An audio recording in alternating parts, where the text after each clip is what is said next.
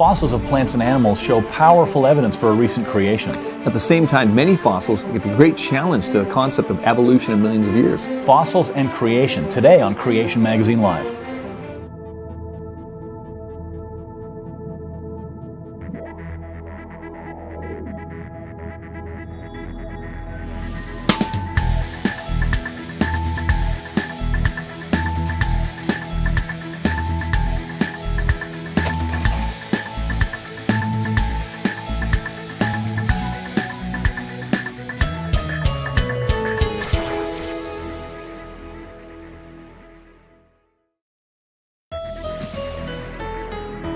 Welcome to Creation Magazine Live. My name is Calvin Smith. And I'm Richard Fangrad. And today we're going to talk about fossils. Yes. And usually when people think of fossils, they equate them with evolution. Yes. In a sense, right? All over the place. I remember seeing one skeptic t-shirt. It says, "We have the fossils, we win." it was like that simple in his mind. But anyway, what we're going to look at today is the nature of the fossil record, and what you're going to see is it actually fits in quite well with what the Bible talks about a global flood. It does fit well. But before we get to the fossils, let's think about how fossils relate to Christianity. Fossils are dead things. And if we think of death, well, death entered the world as a result of sin, the Bible says. So if fossils are dead things, then Christ dies to pay for sin. We have a link between sin and death there. Right. That was established back in Genesis. Death was supposed to come into the world as a result of sin. Right. Now, fossils are dead things. Right. So, when we look at some key passages in Scripture, Romans 5:12 says, "Therefore, through one man sin entered into the world, and death through sin. So Adam brought death into the world through sin." And verses like Genesis 1:29 and 30, when we look at them, it says that when God gave commands about what everything was to eat in the beginning, everything was eating plants. And yet in the fossil record, we find records of creatures killing one another. So if the fossils got laid down before Adam sinned, we've got death before sin. This is a huge challenge to our theology. We've discussed this many times. Yes, on many different programs. Yeah. And even if you try to get around it by saying, well, Romans 5:12 is talking about just people death. The fossil record, according to evolutionists, we've got people that were true humans, yep, thousands and thousands and thousands and thousands of years before Adam sinned. There's no way you can fit over 100,000 years, somehow into the biblical chronology. So it just doesn't work. You can go to creation.com/billions, and it'll give you a good article that really gets into the meat and potatoes of that and why the idea of fossils being millions of years old just doesn't fit with the Bible. Right. Yeah. There's lots there. Now, most people think a fossil, an impression, a cast, an outline, a remnant, a track of an animal or plant must be millions of years old because it's been turned to stone. The organic material has been replaced with minerals, and that happens over a long period of time. Right, but evolutionists like Dr. Phil Curry, for example, he said things like this: bones do not have to be turned into stone to be fossils, and usually most of the original bone is still present in a dinosaur fossil. Now, he's an evolutionist, but he's studied dinosaurs and fossils to a great degree. Yes. Right. Do we have any examples of that? Right. Of something that obviously Dr. Curry has thought of examples? Well, yes, we do. We have MOR 555 here. This is nicknamed Wankel Rex after its discoverer, Kathy Wankel.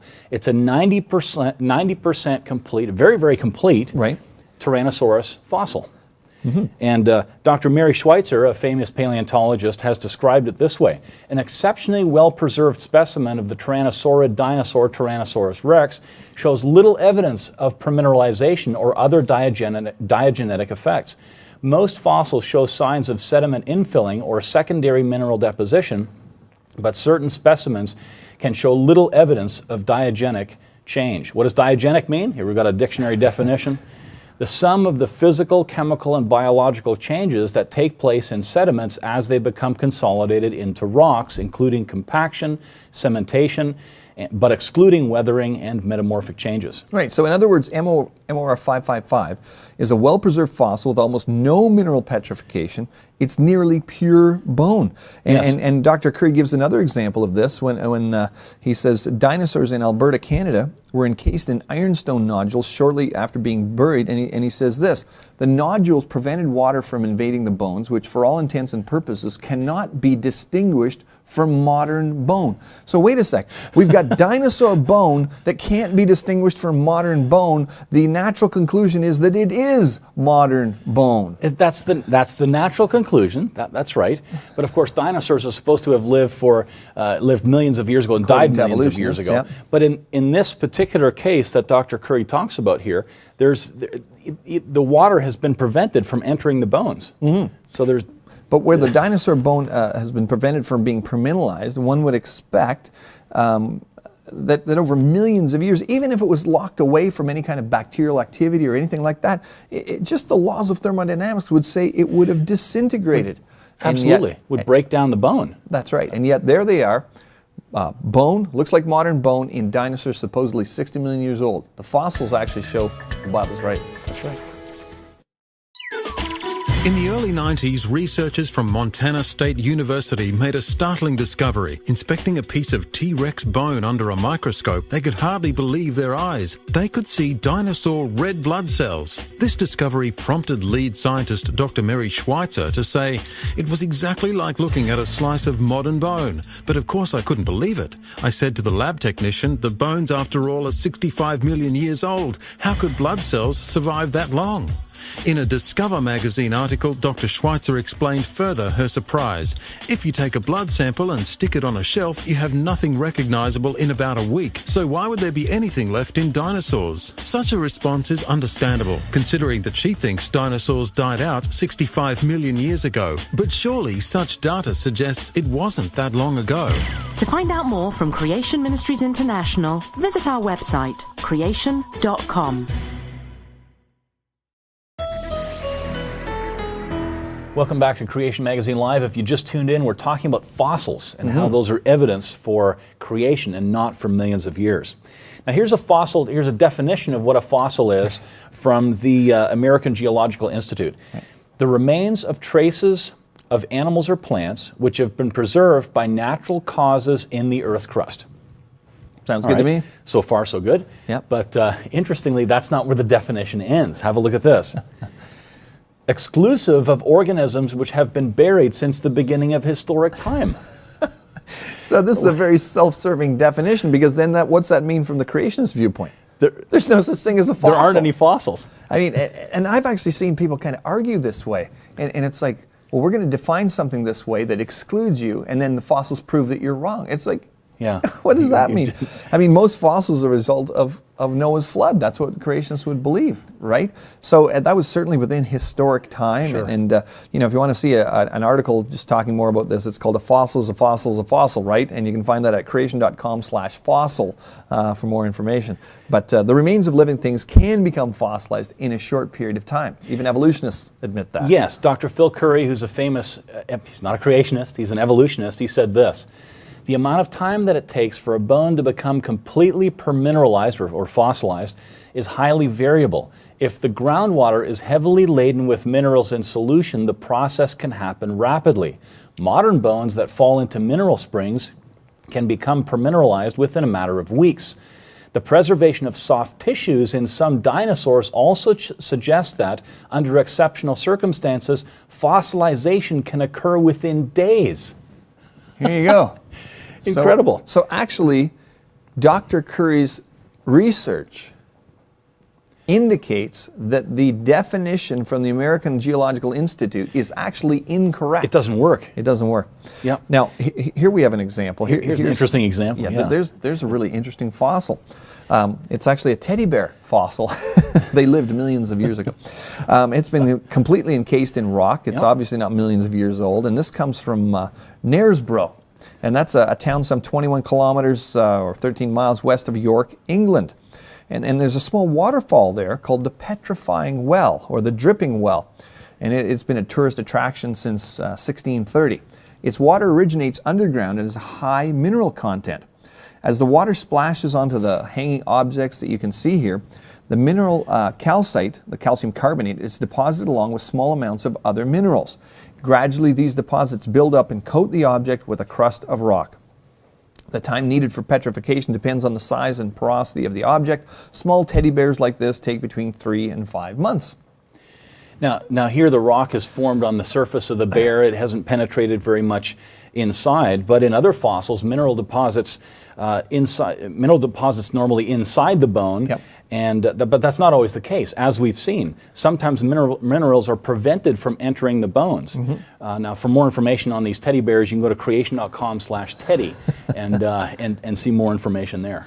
Now, another startling example of unfossilized dinosaur bones comes from Alaska, and Dr. Phil Curry describes the find like this. He says, an even more spectacular example was found on the north shore of Alaska, where many thousands of bones lack any significant degree of permineralization.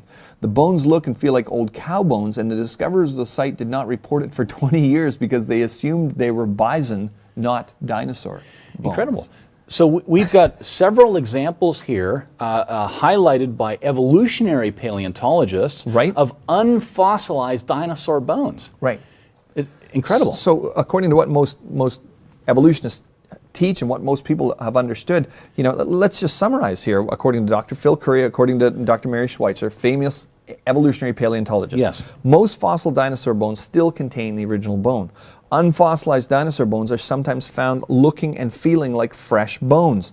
Even when heavily fossilized, this does not need to require more than a few weeks.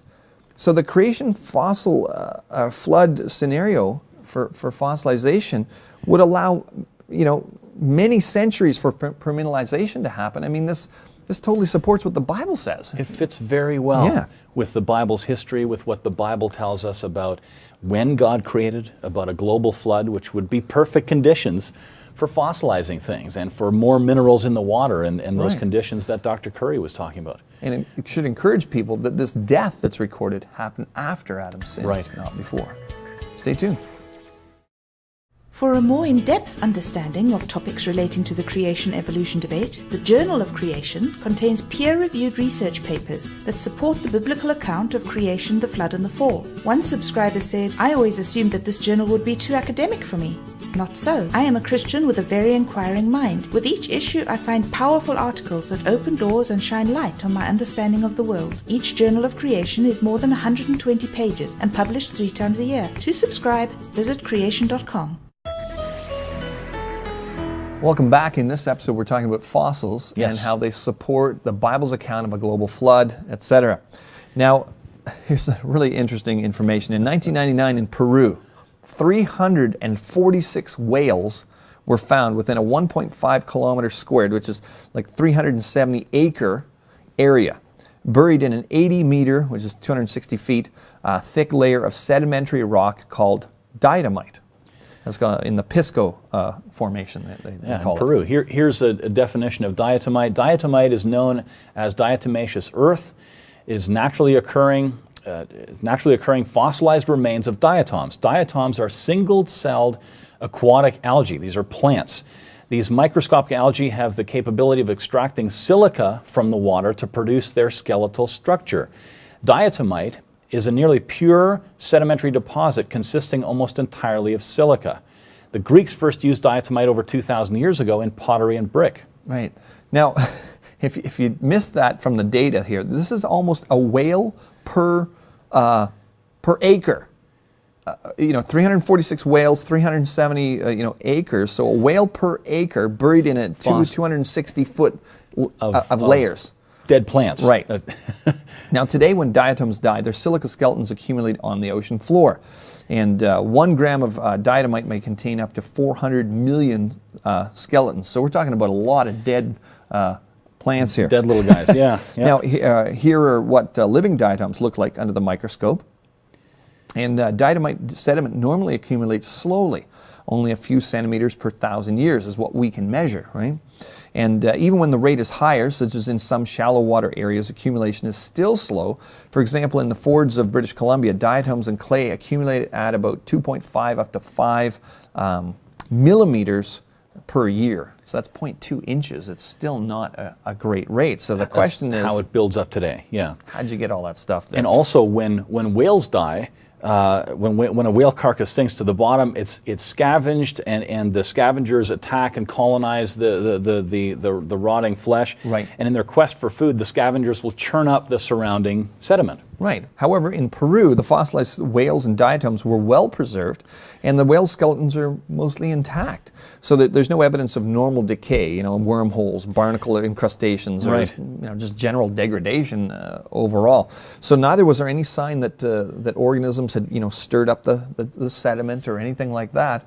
The question becomes, how could that happen under naturalistic, normal conditions, I guess we could say. Slow burial. Slow burial. That's, In addition to that, the whale skeletons were partially mineralized, and baleen from 5 of the whales was actually preserved. Baleen forms a comb-like structure in a whale's mouth that you can see here that filters its food. This is remarkable because it's softer than bone. It's basically the consistency of our fingernails. It's that type of material. Exactly. So there's no doubt that these well-preserved whales in diatomite indicate rapid burial, not slow burial. And that contradicts one of the ruling principles of modern geology, which is uniformitarianism, right? Right. That the rocks formed slowly in the past, similar to what we observe in the present. And interpreted according to that principle, the whales were buried over a period of 2 million years ago, 2 million years, about 10 million years ago. It took 2 million years to build. It's not going to work, right? It doesn't work. Certainly the baleen wouldn't have survived. The carcasses wouldn't be intact. They'd be disarticulated. They wouldn't still all be together. Most of them are articulated skeletons. They're still, all the bones are still attached to each other. And the fact that 80 meters of sediment buried 346 whales within months or weeks creates a problem for those who believes in millions of years. So you look at it the other way, right? Yeah. So where do you put the time? There's nowhere to put it in the rocks. A whale graveyard is a far more adequate explanation. It fits within a biblical timescale. These whales were killed. There was some kind of a mass kill event. In addition, the team found other sea creatures with these whales. They found in the deposit sharks, fish, turtles, seals, and porpoises, and land animals such as ground sloths and penguins. So go figure. Right. And there's another puzzle for evolutionists, of course. It is, yeah. So 346 well-preserved fossil whales found in Peru. It graphically illustrates the accuracy of biblical history when you really think about it. And this remarkable find points to a rapid catastrophic burial. It's consistent with the time frame of the Bible, which is a time frame covering thousands of years, not millions of years. So again, you go into the field, what does it show? Supports what the Bible says. And we'll be back in just a moment.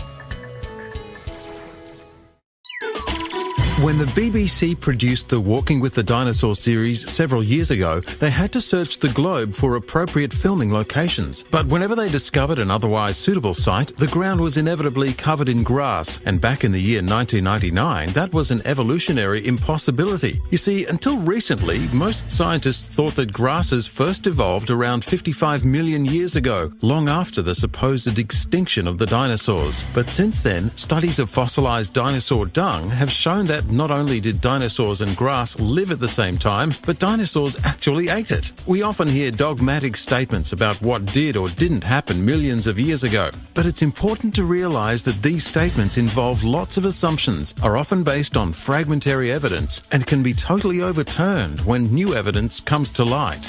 To find out more from Creation Ministries International, visit our website, creation.com.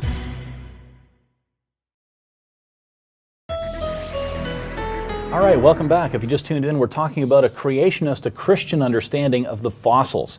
Now, most people assume, or they think that the fossil record is mostly, dinosaurs and vertebrate animals and so on. Well, that's the exciting stuff. Yeah, that's the exciting stuff, but the composition is actually quite different from what we are led to believe. Yeah, here's an actual breakdown of the fossil record, or an estimate of it anyway. They say that 95% of the fossil record consists of shallow marine organisms, such as corals and shellfish, things like that. 95%? 95%. Yeah. Of the remaining 5%, 95% are the algae in plant, tree fossils, including vegetation that now makes up the trillions of tons of coal, and all the other invertebrate fossils, which would include insects, etc. Then vertebrates, 5% of 5%, which is 0.25% of the entire fossil record.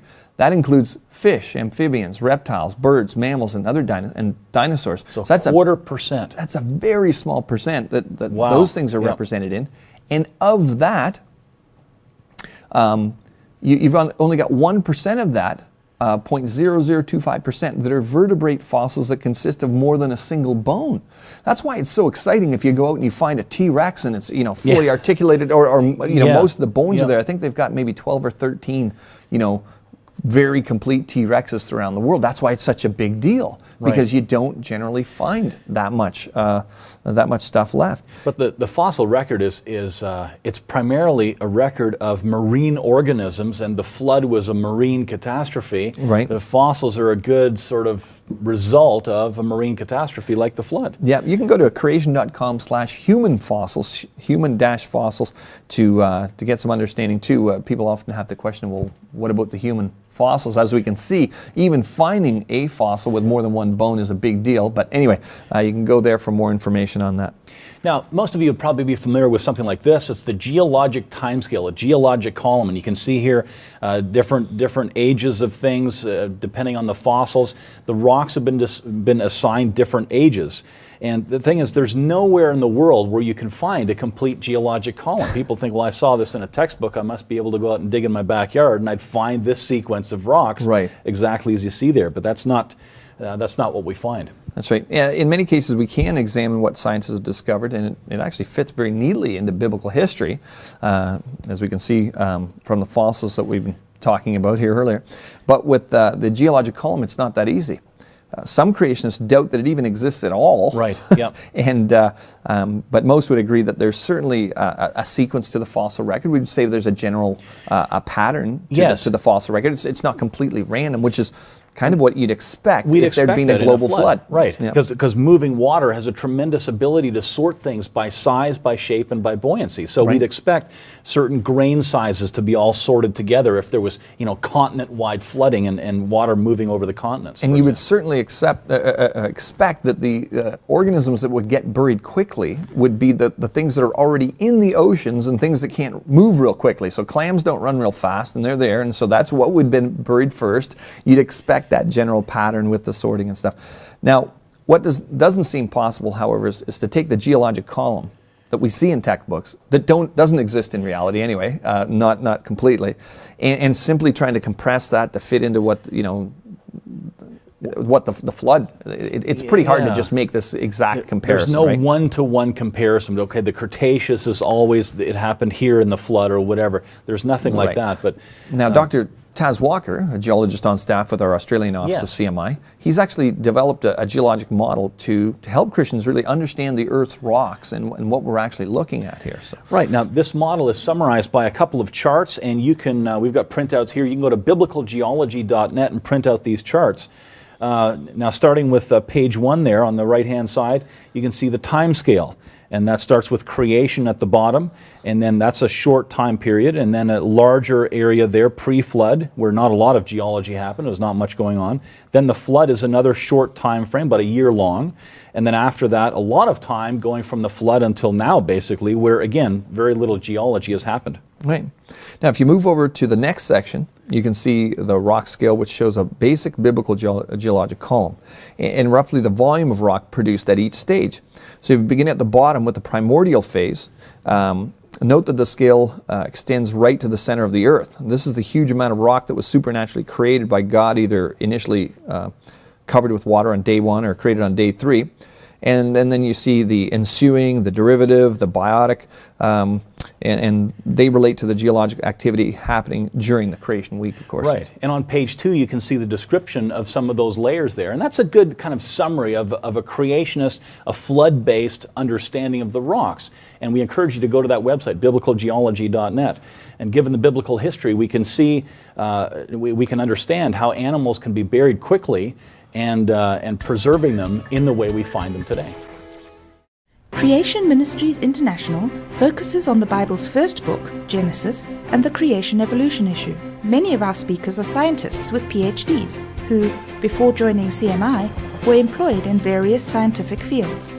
Creation Ministries speakers go to churches, equipping and encouraging people with the message of the truth and authority of the Bible and its relevance to the real world. To locate upcoming CMI events or inquire about booking a speaker into your church, visit creation.com. Well, welcome back to Creation Magazine Live. Here we're going to be discussing some feedback that we received from an article that was written. Gary Bates had written an article called "Did God Create Life on Other Planets?" And this person wrote in. And it sounded like they were kind of struggling to understand how Bible and science could fit together, or perhaps not trying hard enough. But anyway, here's what the person said. The more I read the Bible and try to rationalize what's in it, with what science is discovering about our universe, the harder it is to believe in the book. And we can just pause right there and say, well, okay, here's the first problem. His definition of science really is naturalism.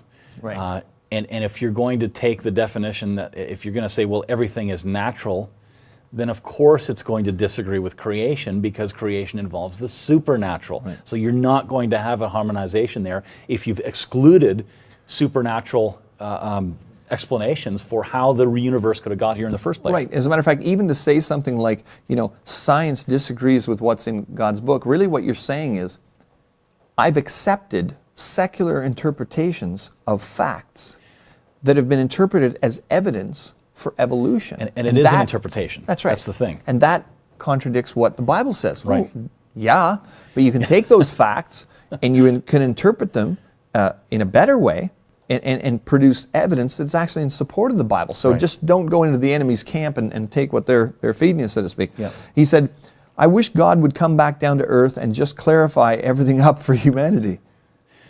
Yeah, well, here's Gary's response. He did already and explained it to us in his book, The Bible. It seems that rejecting the Bible because of your science, so-called, is preventing you from seeing the big picture of the marvelous gospel that the Bible is all about. I actually went down and sat with a group of atheists one time, and I asked one of the atheists on this panel, I said, what would prove, what would you accept as proof that, and he said, well, if somebody came back to life. And I nearly fell back in my chair, because I was like, isn't that the whole, Jesus came back to life. That's the kind of thing. But you see, in a sense, this person, it's almost like you read the letter and it's like, are you really trying that hard to hold on to your faith? Do you really want answers to this question, or are you just looking to nitpick? And yeah. And then he said, his book is so old. This was one of the comments from... Yes, his book is so old. And Gary's response was, that's a good thing. It's a strength of it, not a bad thing. Yeah. Because it tells us about history, about our origins, what went wrong. Gary says, it's interesting, too, that the Bible has been described as the most accurate historical book ever written when it comes to archaeology. For example, see the walls of Jericho. And you can do a search on the walls of Jericho and get that article. So if one can verify such historical claims in one area to be true, then it might be a good reason to accept its historical claims in other areas, like origins, for example. Right. So again, if you really want to, uphold your faith, or get information about how to do that, the first thing you have to understand is not to accept interpretations that are specifically designed in a way to counteract what the Bible clearly says, a naturalistic, evolutionary time frame. So anyway, hopefully that was helpful to you, and we'll see you next time on Creation Magazine Live.